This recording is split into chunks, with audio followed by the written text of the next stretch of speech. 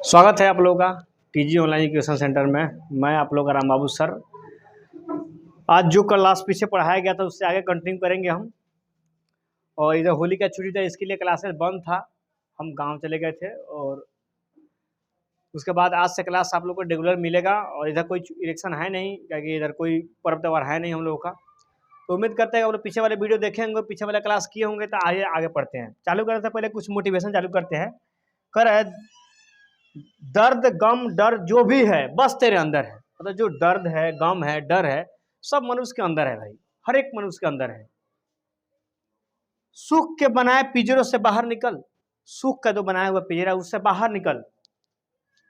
देख तू एक भी सिकंदर है, देख तू एक सिकंदर है। देखिए, सुख का जो बनाया हुआ पिंजरा है, ठीक है, उससे बाहर निकलिए। आप कंफर्ट जोन से बाहर निकलिए, आप अपने आप को सिकंदर की तरफ पाइएगा। ठीक है।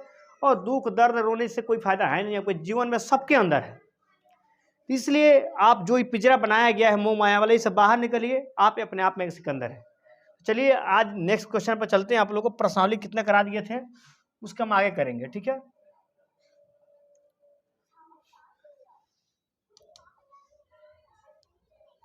क्लास 9th में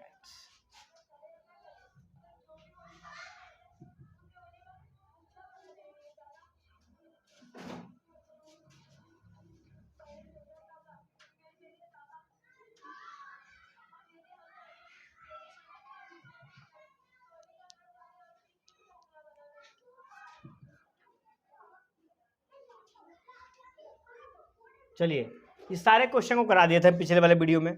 आपको उम्मीद है कि आप पढ़ के आए होंगे, सारे क्वेश्चन को किए होंगे। ये है जो वैज्ञानिक है, इनका नाम है पाइथागोरस। क्या नाम है? पाइथागोरस। ठीक है। तो इनके बारे में कुछ जान लेते हैं। ठीक है। ये पाइथागोरस के बारे में हम लोग जानते हैं, क्योंकि आपको बुक जो पढ़ाया जाएगा पूरा एनसीईआरटी पढ़ाया जाएगा। एनसीईआरटी को पूरा हल्का किया आना। पाइथागोरस लगभग 400 ईसा पूर्व ग्रीस के प्रसिद्ध गणितज्ञ दार्शनिक पाइथागोरस कितने चला 400 ईसा पूर्व, मतलब ईसा मसीह के जन्म से 400 वर्ष पहले उसे ईसा पूर्व बोला जाता है। अनुयायियों ने इन संख्याओं का सबसे पहले पता लगाया था। इन संख्याओं को अपरिमेय संख्या कहते हैं। देखिए, कोई पूछेगा अपरिमेय संख्या पता किसने लगाया था, तो 400 ईसा पूर्व पाइथागोरस नामक वैज्ञानिक अपरिमेय संख्या के बारे में पता लगाया था। ठीक है। यही यहाँ आपका पाइथागोरस साहब, इनके फेस दिखाई दे रहा होगा। ठीक है। अब देखिए, क्योंकि इन्हें पूर्णांकों के अनुपात के रूप में नहीं लिखा जा सकता। जो अपरिमेय संख्या है उसको पूर्णांक के अनुपात के रूप में नहीं लिखा जा सकता है। अपरिमेय संख्या के बारे में पिछले वीडियो में बता दिया है। पाइथागोरस के एक अनुयायी क्रोटन के हिपाक्स द्वारा पता लगाई गई कि अपरिमेय संख्याओं के संबंध में अनेक किंवदंतियां है। मतलब देखिए, अपरिमेय संख्या के बारे में बहुत सारी चीज है जो किसके द्वारा पता लगाया गया, तो अनुयायी मतलब उनका चेला क्रोटोन के द्वारा। ठीक है। तो इसके बारे में हम जानते हैं और इसके बारे में हम लोग को पढ़ना है। तो आगे बढ़ते हैं। देखिए, सबसे पहले तो एक बात जानिए, पाइथागोरस का एक जो थ्योरम है बहुत फेमस है, जिसको हम बोलते हैं पाइथागोरस प्रमेय। क्या बोलते हैं? पाइथागोरस प्रमेय। पाइथागोरस प्रमेय। पाइथागोरस प्रमेय क्या कहता है कि किसी भी समकोण त्रिभुज, यानी समकोण त्रिभुज, वैसा त्रिभुज जिसका एक कोण कितना डिग्री हो, 90 डिग्री हो, उस त्रिभुज को बोलते हैं समकोण त्रिभुज। इसको बोलते हैं लंब। क्या बोलते हैं? लंब। इसको बोलते हैं आधार। क्या बोलते हैं? आधार। इसको बोलते हैं कर्ण। क्या बोलते हैं? कर्ण। तब पाइथागोरस नामक वैज्ञानिक ने बोला था कि कर्ण का स्क्वायर कीजिएगा, कर्ण का क्या कीजिएगा? स्क्वायर कीजिएगा, और लंब का स्क्वायर कीजिएगा, और आधार का स्क्वायर करके जोड़िएगा। आधार का स्क्वायर करके जोड़िएगा तो क्या आ जाएगा? बराबर आ जाएगा। मतलब कर्ण का स्क्वायर, लंब के स्क्वायर, आधार के स्क्वायर करके जोड़ने पर जो आएगा, कौन इस थ्योरम किसने दिया था? पाइथागोरस नामक वैज्ञानिक ने। तो पाइथागोरस का बहुत बढ़िया थ्योरम है, ये आपको याद होने चाहिए। हालांकि इस पर क्वेश्चन कराएंगे हम। ठीक है।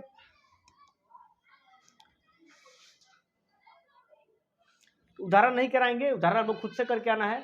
उसमें देखिए, जी कैंटेनर आए, आर डेडेकिंड आए, सब वैज्ञानिक है जो मैथमेटिशियन है लोग। इन्होंने बहुत सारी चीज बारे में बताया है परिमेय संख्या बारे में। अभी आप लोग हम कराएंगे। ठीक है।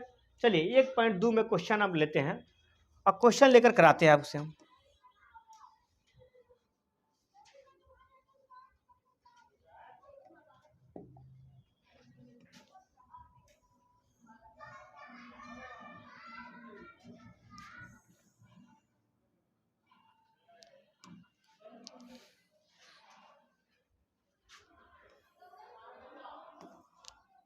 बताइए, नीचे दिए गए कथन सत्य है असत्य, कारण के साथ उत्तर दीजिए। प्रत्येक अपरिमेय संख्या एक वास्तविक संख्या है।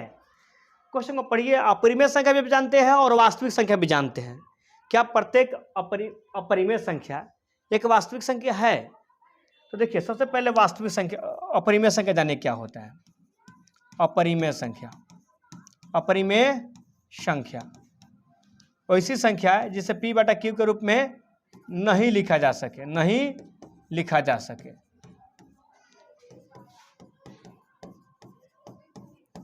वैसी संख्या है जिसे p बटा q के रूप में नहीं लिखा जा सकता, उसका बोलते हैं अपरिमेय संख्या। वास्तविक संख्या किसे कहते हैं?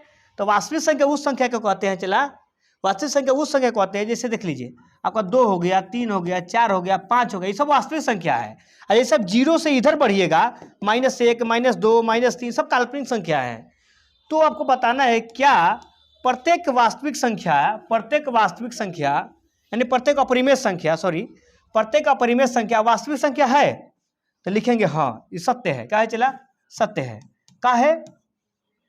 प्रत्येक अपरिमेय संख्या एक वास्तविक संख्या। देखिए, जैसे आपका 4 भी क्या है? आपका 4 तो परिमेय संख्या है, ठीक, वास्तविक संख्या है कि नहीं है? अपरिमेय संख्या कह रहे हैं। जैसे √3 अपरिमेय संख्या है, लेकिन √3 का मान हमेशा प्लस आएगा। √3 का मान क्या आएगा? हमेशा प्लस में आएगा। तो इसलिए क्या हो जाएगा? ये वास्तविक संख्या हो जाएगा, वास्तविक संख्या। आप वही कह देगा रूट के अंदर -3, देखिए तो रूट के अंदर -3 काल्पनिक संख्या है। क्या है? काल्पनिक संख्या। क्यों काल्पनिक संख्या माइनस लग गया? क्या लग गया? माइनस लग गया। तो ये काल्पनिक संख्या है और ये अपरिमेय संख्या नहीं है, अपरिमेय संख्या नहीं है। तो कह रहे प्रत्येक अपरिमेय संख्या वास्तविक संख्या होती है। तो रूट अपरिमेय संख्या है तो वास्तविक संख्या है। √12 अपरिमेय संख्या है तो वास्तविक संख्या है। रूट आपको जितना भी हो जाएगा, जैसे आपको √25 20 ले लीजिए, 20 का आपका रूट नहीं निकलेगा। अब 25 से लेते हैं तो आपका 25 का निकल जाएगा, 25 का 5 निकल जाएगा। तो यह परिमेय नहीं हो जाएगा, ये परिमेय हो जाएगा। 5 के तो क्या है? परिमेय संख्या, इसके नीचे 1 छुपल है। देखिए 20 के नीचे 1 नहीं छुपल है क्योंकि 20 रूट के अंदर है। 20 कथी के अंदर है? रूट के अंदर है। इसलिए ये वास्तविक संख्या है। क्या है? वास्तविक संख्या। तो कोई पूछेगा क्या प्रत्येक अपरिमेय संख्या एक वास्तविक संख्या है? हाँ, प्रत्येक अपरिमेय संख्या एक वास्तविक संख्या है। समझ आया कि नहीं है? तो चलते हैं नेक्स्ट क्वेश्चन पर। चलिए नेक्स्ट क्वेश्चन देखते हैं।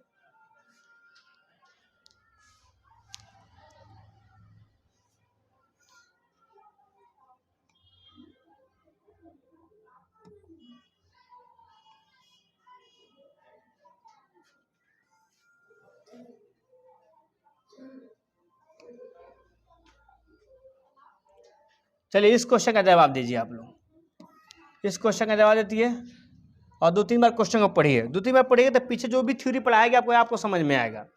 ठीक है?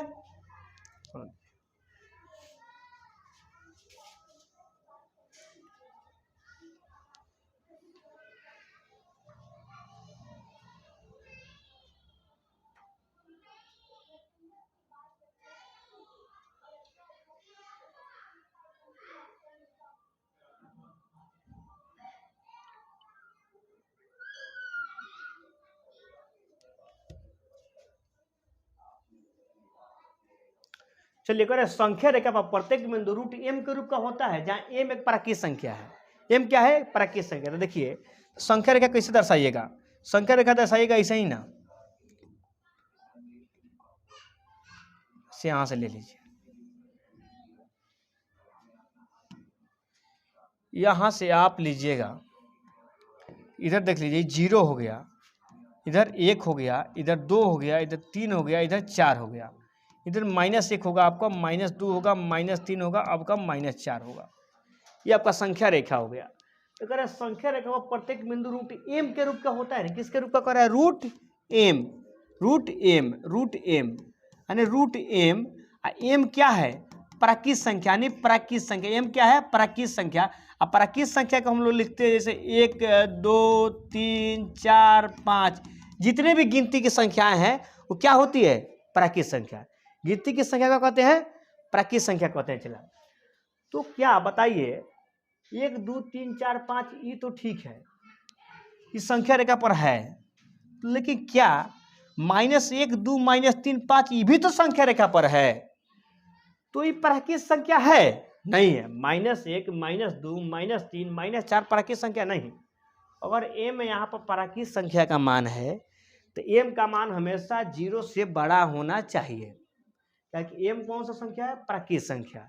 देखिए यहाँ पे संख्या रेखा पर 0 से भी छोटा भी संख्या को लिखते हैं, 0 से छोटा भी संख्या को लिखते हैं, तो m का मान तो माइनस नहीं हो सकता है, क्योंकि m तो प्राकृत संख्या है। अब प्राकृत संख्या कभी माइनस होता नहीं है, तो इसलिए असत्य है। क्या है? असत्य है। असत्य है, क्योंकि प्राकृत संख्या को संख्या मतलब माइनस में नहीं हो सकता, प्राकृत संख्या माइनस में नहीं हो सकता। इसलिए रूट एम का प्रत्येक बिंदु जो होगा रूट एम का रूप का नहीं होगा, रूट एम का रूप का नहीं होगा। ये असत्य बात है। ठीक है, तो उम्मीद है कि आपको समझ में आ रहेगा। कितना आसान सा बता, प्राकृत संख्या क्या रहता है? क्या बताइए? संख्या रेखा में प्राकृत संख्या कहते किसे? पहले गिनती की संख्या प्राकृत संख्या होता है। गिनती की संख्या 1 2 3 4 5, 0 से आइएगा नीचे तो प्राकृत संख्या नहीं है, माइनस में प्राकृत संख्या नहीं होता है। इसलिए एम प्राकृत संख्या नहीं हो सकता है सभी मान के लिए, प्रत्येक बिंदु के लिए नहीं हो सकता है। कुछ बिंदु के लिए हो सकता है, 1 2 3 4 5 6 प्लस में हो सकता है, लेकिन माइनस वाला में नहीं होगा। यह सत्य बात है। तो आपको आंसर ये देना है कि सत्य है असत्य है। ठीक है, तो आपको कारण भी समझ में आ रहा होगा कि सत्य है असत्य। हम चाहते तो सीधे सत्य असत्य लिखे बुक में लगवाए थे, नहीं। लेकिन मेरा कर्तव्य बनता है आप लोग को समझाना, मेरा कर्तव्य कितना बनता है? समझाना। तो उम्मीद है कि आपको समझ में आया होगा। ठीक है, चलिए नेक्स्ट क्वेश्चन पर चलते हैं।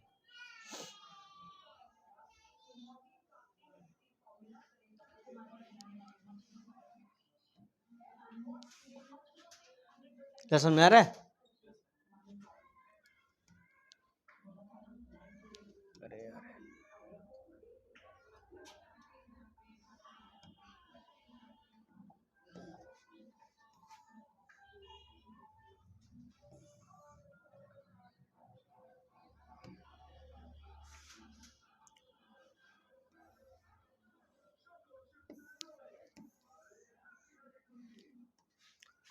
प्रत्येक वास्तविक संख्या अपरिमेय संख्या है। प्रत्येक वास्तविक संख्या एक अपरिमेय संख्या है।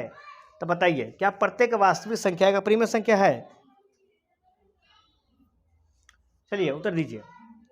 प्रत्येक वास्तविक संख्या, तो पहले वास्तविक संख्या जानिए क्या है।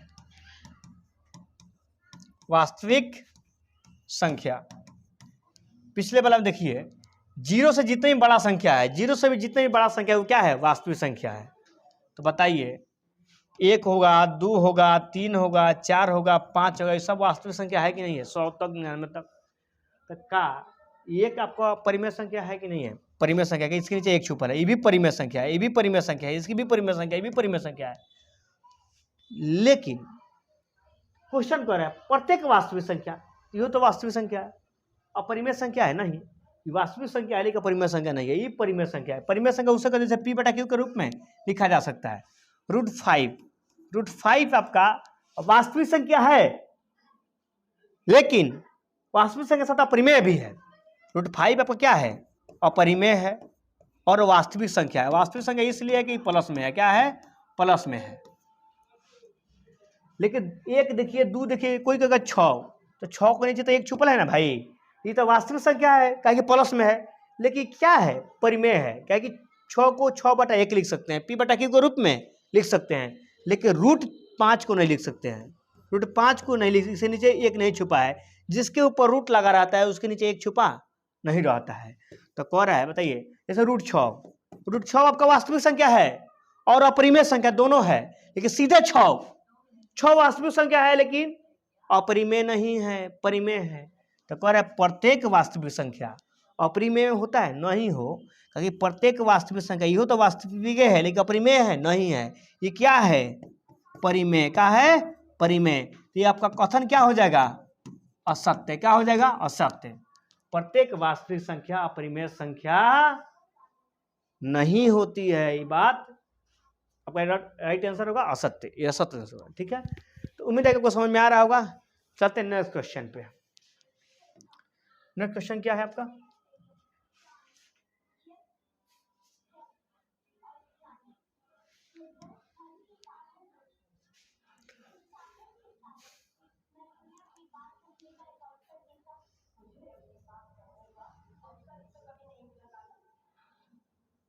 अरे जो क्वेश्चन है इसमें वर्गमूल अपरिमेय होते हैं, प्रत्येक धनात्मक संख्या वर्गमूल अपरिमेय होते हैं, नहीं ये असत बात है। प्रत्येक धनात्मक पूर्णांक वर्गमूल क्या अपरिमेय होते हैं? नहीं भाई। जैसे आपको धनात्मक पूर्णांक हो जाएगा कितना 49, कितना हो जाएगा 49, 49 49 रूट के अंदर ले लीजिए 49, 49 धनात्मक पूर्णांक है, इसका वर्गमूल कितना निकलेगा 7, ले लीजिए 25, 25 धनात्मक पूर्णांक है, कितना निकलेगा 5, ले लीजिए 16, 16 कितना निकलेगा 4, तो क्या निकला? तो यह परिमेय है। नहीं 7 क्या है? परिमेय संख्या। 7 क्या है? परिमेय, क्या कि इसके नीचे एक छुपल है। तो प्रत्येक अपरिमेय वर्गमूल जो धनात्मक पूर्णांक होता है उसका वर्गमूल निकालने पर अपरिमेय आता है, नहीं बात है, अपरिमेय नहीं आता है, परिमेय भी आता है। ठीक है, तो ये आपका असत्य होगा। ठीक है, चलिए नेक्स्ट क्वेश्चन देखते हैं। सबसे बेहतर क्वेश्चन इसमें का यही है। ठीक है, और आई होप कि आपको समझ में आ रहा होगा। ये क्वेश्चन है जो बेहतर है और समझने वाला है, और जो बकवास सी है आपके बुक में।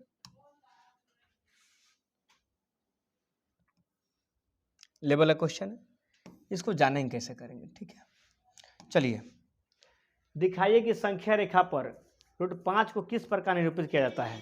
संख्या रेखा पर निरूपित करने के लिए सबसे पहले आपको अपने हाथ में पेंसिल, कगजैल, आपको स्केल, ठीक है, एक चांद, ये सारे इंस्ट्रूमेंट बॉक्स इंस्ट्रूमेंट जितने भी होते हैं आपको रखने पड़ेंगे। मेरे पास तो है कुछ जो है उसका यूज करते हैं।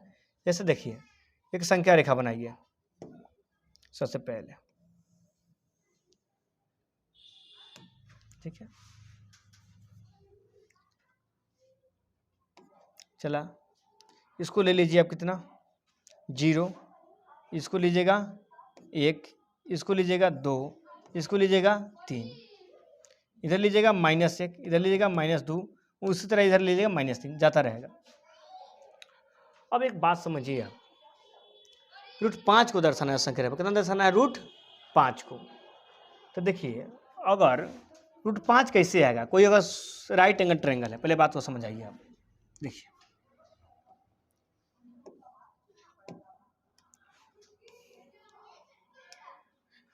अगर यहाँ पे 2 रख दिया जाए, यहाँ पे 1 रखा जाए, तो हमको ये निकालना है, यानी कॉर्न निकालना है। क्या निकालना है? कॉर्न निकालना है। तो पाइथागोरस नाम का वैज्ञानिक अभी ने बताया था आपको, क्या बताया था? चला यही ना बताया था कॉर्न। कॉर्न निकालने का फॉर्मूला जो होता है, कॉर्न स्क्वायर बराबर लंब स्क्वायर प्लस आधार स्क्वायर, कॉर्न स्क्वायर लंब स्क्वायर प्लस आधार स्क्वायर, यही आपको पाइथागोरस नाम का वैज्ञानिक ने दिया था। तो अब कीजिएगा क्या, कॉर्न निकालना है आपको। तो आपको लंब दिया कितना है? लंब दिया है 1, तो 1 का स्क्वायर। आधार कितना दिया है? 2, तो 2 का स्क्वायर। 1 का स्क्वायर 1 और 2 का स्क्वायर 4, तो कितना हो जाएगा आपका 5। कितना निकल जाएगा? 5। इधर से स्क्वायर हटाइएगा, यानी कॉर्न पर इधर स्क्वायर है कि नहीं है, तो कॉर्न पर से यहाँ से स्क्वायर हटाइए तो इधर क्या चल जाएगा? रूट के अंदर 5, यानी √5 लिखना है तो एक तरफ हमको कितना दूरी लेना पड़ेगा? 2। एक तरफ कितना दूरी लेना पड़ेगा? 2। एक तरफ कितना दूरी लेना पड़ेगा? 2 सेंटीमीटर। 5 सेंटीमीटर कोई चीज खींचना है, √5 सेंटीमीटर खींचना है, √5 खींचना है तो एक तरफ 2 लेना पड़ेगा, एक तरफ 1 लेना पड़ेगा। समझ में चला? अगर √5 खींचना है तो एक तरफ कितना लेना पड़ेगा? 2 सेंटीमीटर, एक तरफ 1 सेंटीमीटर लेना पड़ेगा। इसी तरह इस क्वेश्चन में आइए, देखिए यहां से इधर ले लीजिए, कितना ले लीजिए? तो 2, 1 2, यहां से यहाँ 1 सेंटीमीटर, यहां से यहाँ 2 सेंटीमीटर। ठीक है, तो यहां ले लीजिए। ठीक है, सबसे पहले क्या देखिए कि आप डाल लीजिए यहाँ पे लंब। क्या डाल लीजिए? यहाँ पे लंब डाल लीजिए। लंब डालिए कितना भाई? तो आपको डालना है 1। लंब कितना डालना है? 1। देखिए यहाँ पे लंब है कितना? अभी पिछले क्वेश्चन कहाँ गया भाई? लंब कितना डाले हैं? 1 डाले हैं। आपका आधार कितना लिए हैं? 2 लिए हैं। तो यहाँ पे आपको डालना पड़ेगा 1 सेंटीमीटर का। अंदाज से 1 सेंटीमीटर खींच लीजिएगा। आप स्केल लीजिएगा और अंदाज से कितना खींचना है? 1 सेंटीमीटर। मेरे पास तो है नहीं भैया, मैं ले बोर्ड में ही बता रहे हैं। अंदाज से मान लीजिए 1 सेंटीमीटर है। ठीक है, और यहाँ से यहाँ कितना है? तो यहाँ से यहाँ आपका 2 सेंटीमीटर है। यहाँ से 1, यहाँ से यहाँ 1, 2। ठीक है, और तब यहाँ से आप एक त्रिभुज खींचेगा, त्रिभुज खींचेगा तो आपका 1 कटेगा। कितना कटेगा? ए आई जो चीना जो खींचा जाए हमेशा 90 डिग्री पर। कितना होना चाहिए? 90 डिग्री पर। कितना डिग्री होना चाहिए? 90 डिग्री पर। ठीक है, तो आप जानते हैं कि यहाँ से यहाँ पर कितना हो गया आपका? यहाँ से लेकर यहाँ तक हो गया आपका 2 सेंटीमीटर। कितना हो गया? यहाँ से यहाँ 2 सेंटीमीटर, और यहाँ से यहाँ कितना हो गया? 1 सेंटीमीटर। तो जब ये आधार हो गया 2, लंब हो गया 1, तो कॉर्न कितना आएगा? √5। कितना आएगा? 5, रूट कितना आएगा 5। अभी तो निकाले हैं आप, अभी निकाले हैं, कितना निकाले हैं, अभी निकाले हैं कि आधार 2 लंब 1 तो कर्ण कितना आया √5, और √5 को तो हमको संख्या रेखा पर लाना है। तो संख्या रेखा पर लाने के लिए चला एक नंबर बात समझ लीजिए, तो इसको ले लेंगे इधर 2, इधर ले लेंगे 1, तो निकालेंगे कितना देगा √5। लेकिन ये √5 आपको यहाँ पे नहीं आएगा, आपको क्या करना है, यहाँ से यहाँ चाप लेना है। क्या लेना है, चाप। चाप जानते हैं आप, इस तरह को नोकी वाला होता है, उसको बोलते हैं प्रकाल। तो यहाँ से लेना है, यहाँ से लेना है, इसको यहाँ पर रखना है, और यहाँ से धके काट देना है, यहाँ से धके काट देना, इसे यहाँ पर रखें और यहाँ से यहाँ काट दिए, यहाँ से यहाँ काट दिए।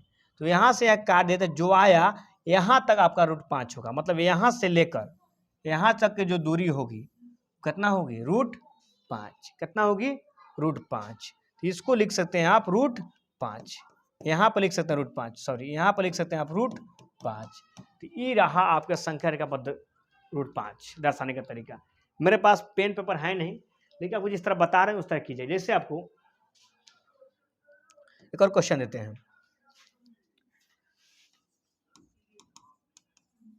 संख्या रेखा पर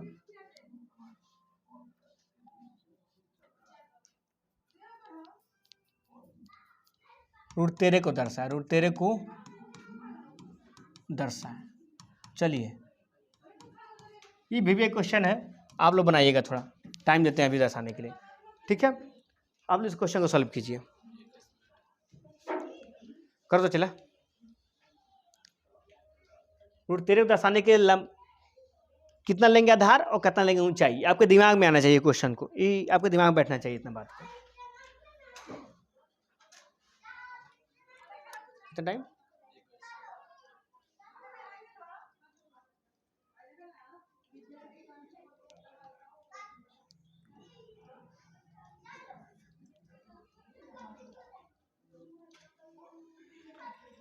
तेरी उम्मीद तेरा इंतजार करते हैं सनम हम तुमसे प्यार करते।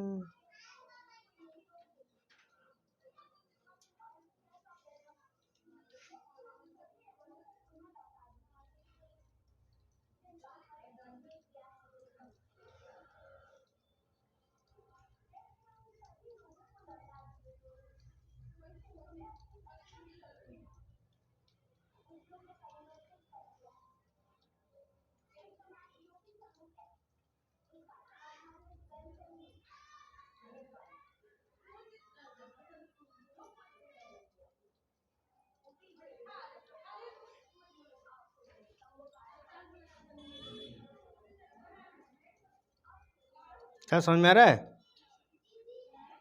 कितना कितना लिया, हाँ। देखिए चला, आइए यहाँ पर क्वेश्चन लेते हैं आपको। देखिए यहाँ पर देखिए, आपको लाना है √13 को दर्शाना है। तो आधार ले लीजिए आप, कितना 3 ले लीजिए, कितना लीजिए 3, ऊंचाई ले लीजिए 2, या इसको 2 इसको 3, किसी को कर सकते, कोई फर्क पड़ने वाला है नहीं। तो 3 लेते हैं, तो 3 का स्क्वायर कीजिएगा कितना हो जाएगा 9। 3 का स्क्वायर कितना, कर्ण निकालना है, तो कर्ण का हमेशा फॉर्मूला होता है कि इसका स्क्वायर करके जोड़ दिया। 3 का स्क्वायर कितना होगा 9, और 2 का स्क्वायर कितना होगा 4, और रूट के अंदर 9 4 13 आया कि नहीं आया। तो आप संख्या रेखा दर्शाने के इतना तो दिमाग है आपके पास कि क्या कीजिएगा। देखिए ले लीजिए यहाँ से यहाँ, ठीक है, यहाँ पर लीजिएगा,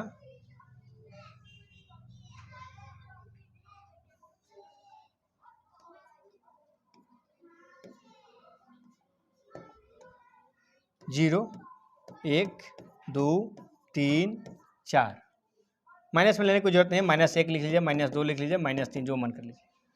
अब देखिए इधर क्या कीजिएगा आप, कितना लेना है आपको, तो 2 इकाई, कितना लेना है 2 इकाई। आधार कितना लेना है 3 लेना है, आधार कितना लेना है 3, तो यहाँ से ले लीजिए 3, तो यहाँ से 3 यहाँ तक आएगा, यहाँ तक आएगा, यहाँ तक। यहाँ पे एक छीना खींच लीजिए 90 डिग्री, क्या खींच लीजिए 90 डिग्री, 90 डिग्री कोण बना लीजिए। क्या रख के कोण, रख के कोण बना लीजिए। यहाँ पे इस बिंदु पर 90 डिग्री कोण कैसे बनेगा, इसको लेकर जाइए यहाँ पे, और 90 डिग्री का कोण बन गया, काम खत्म हो गया। ये 90 डिग्री कोण बना कि नहीं बना, आपको 90 डिग्री कोण बन गया।